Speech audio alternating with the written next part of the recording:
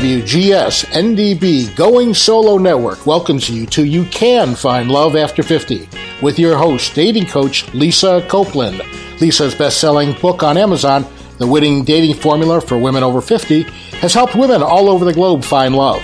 Her weekly column in the Huffington Post, which is viewed by millions of readers, along with her unique insight into how to find a quality man, makes her the number one dating coach for women over 50. And now, your host, Lisa Copeland.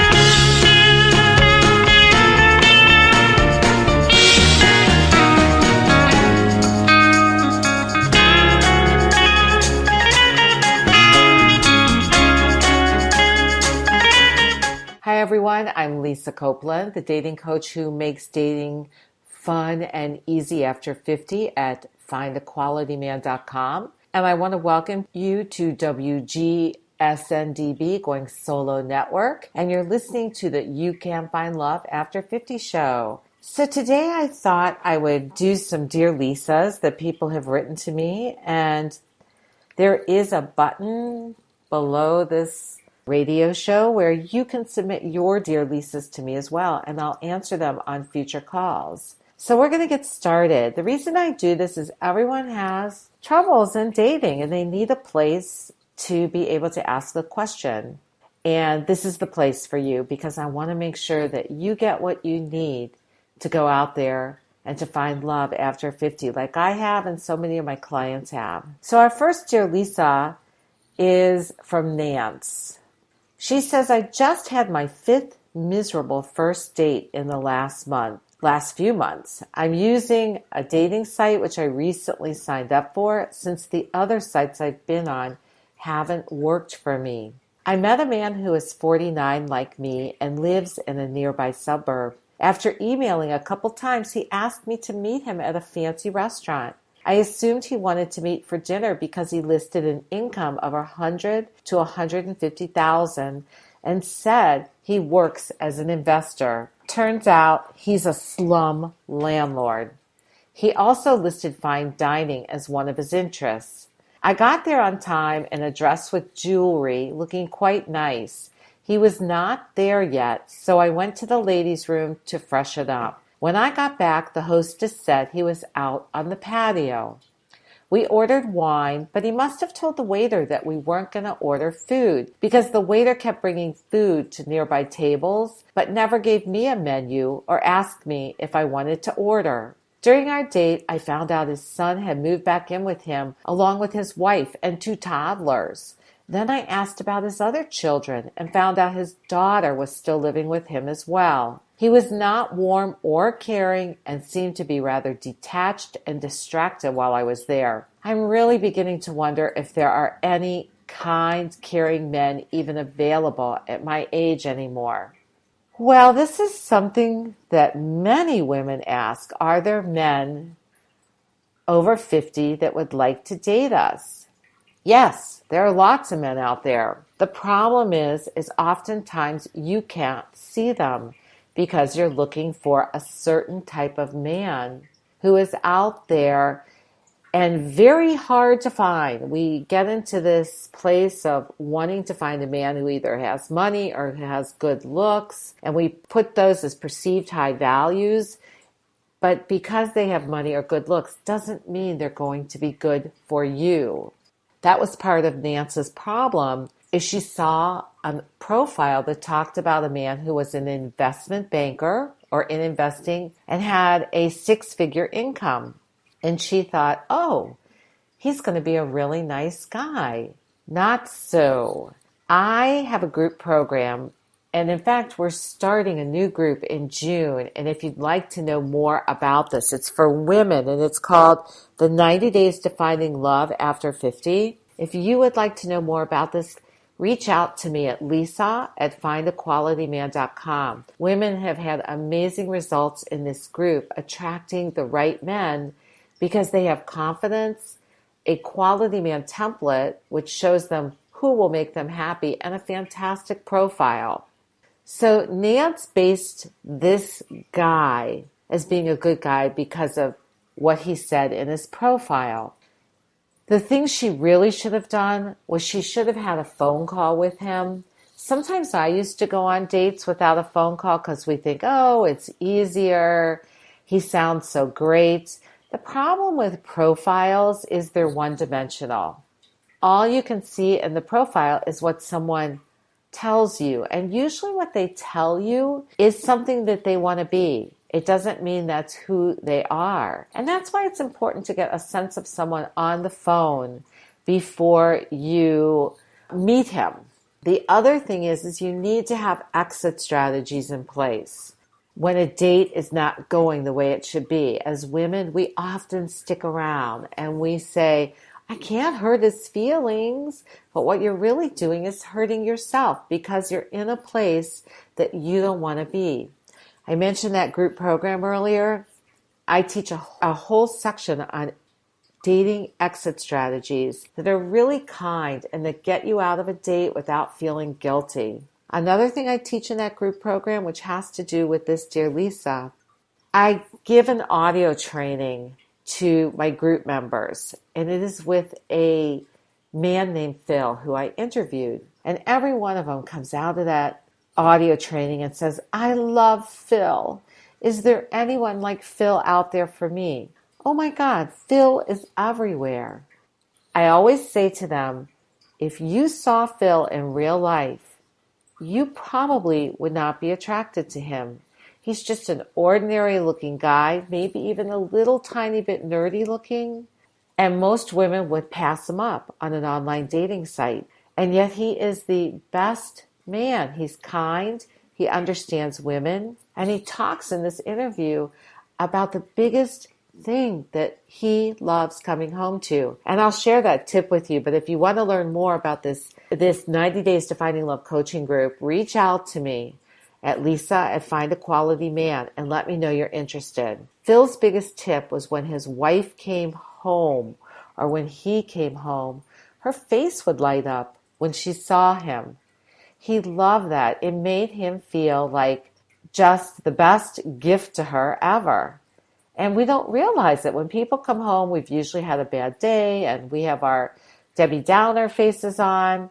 So when you're in a relationship or you're dating someone and you go to meet him, definitely smile and be excited to see him. Makes a big difference. Let's move on to Jody, who asked about men that just want to talk on the phone. Dear Lisa, I've been talking with a really nice man on the phone every night for about 2 weeks. We can talk for hours and hours, and we have so much fun laughing and sharing our days and our lives. But he hasn't asked me out. What should I do? Oh, Jody, you have got a man who is using you as a heart connection that he doesn't have in the rest of his life. And he doesn't need to ask you out because you're fulfilling that need of connecting with him and for him having a place to talk and to let go of everything that's happened to him during the day. I used to talk to a man before I knew better in my 40s every night. He would call me and he was so boring and I would let him go on and on and on. And I'm thinking, hey, you're talking to me every night, ask me out. But I didn't know how to ask him out or how to get him to ask me out.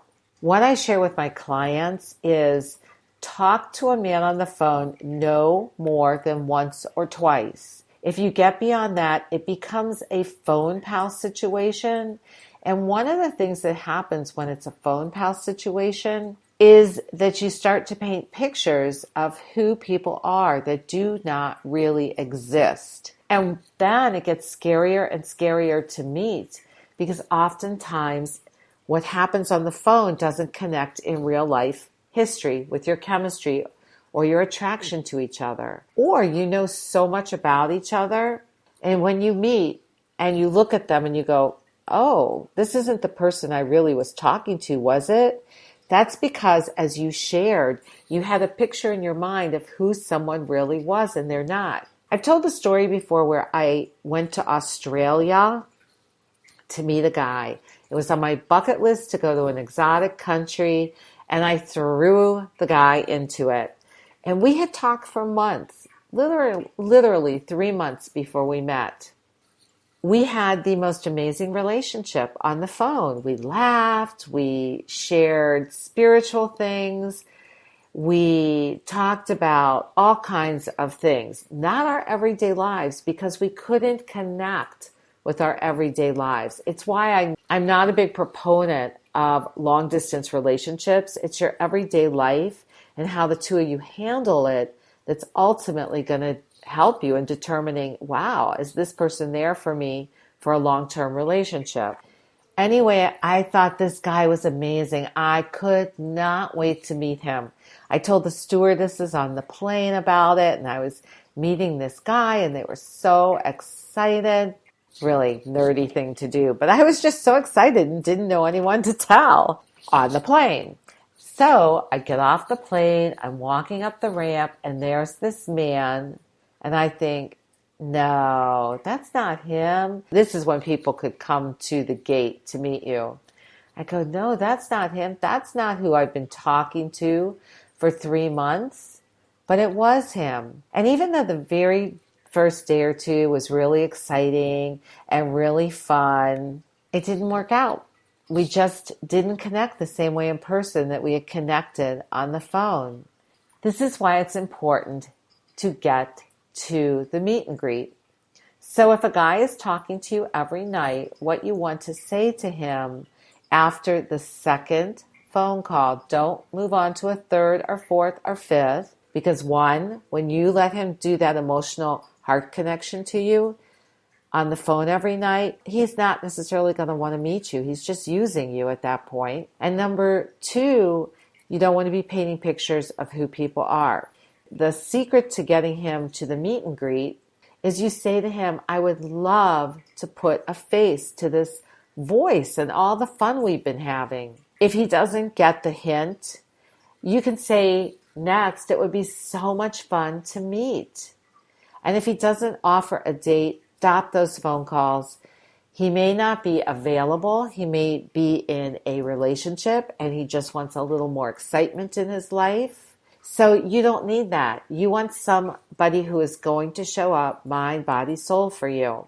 So definitely cut it off if he doesn't get the hint, okay? And that's for all of you. No more than 2 phone conversations. Okay, I want to remind you that you're listening to WGSN-DB, Going Solo Network. I'm Lisa Copeland, and you're listening to the You Can Find Love After 50 show. And I am a dating coach for women over 50.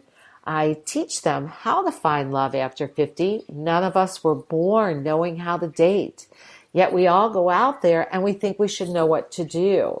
One of the things you can do is if you want to learn more about how to successfully date after 50, I know so many women get so frustrated, men too. I have a free report on my site called The 5 Little Known Secrets for Finding Quality Men After 50. And by the way, guys, if you're listening, this will be helpful to you too for finding the women that you want to meet. And every week, I'll send you in my newsletter tons of tips and advice for dating after 50. And by the way, I mostly help women, but I have a lot of men who are in my community as well. So don't be shy, guys, because the tips that I give for women, a lot of them are really helpful for you too. And if you want to go a little bit deeper, you can read my book on Amazon, The Winning Dating Formula for Women Over 50 by Lisa Copeland, filled with so much that will help you find love at this time in your life. I have women tell me this is like the Bible for them. They actually keep it by their bed, and when they've been on a date that they've struggled with, they go back into the book and they take a look at what I write about the area that they were challenged with. Again, that's The Winning Dating Formula for Women Over 50. And as I mentioned earlier, I'm starting a new group program June 13th. It's at night. And in this program, you're going to get your confidence rocking, because I'll tell you, without confidence in the dating world, you're going to have a hard time attracting a quality man. You're also going to learn how to understand men. Ladies, we think we know men. We don't necessarily know men. They don't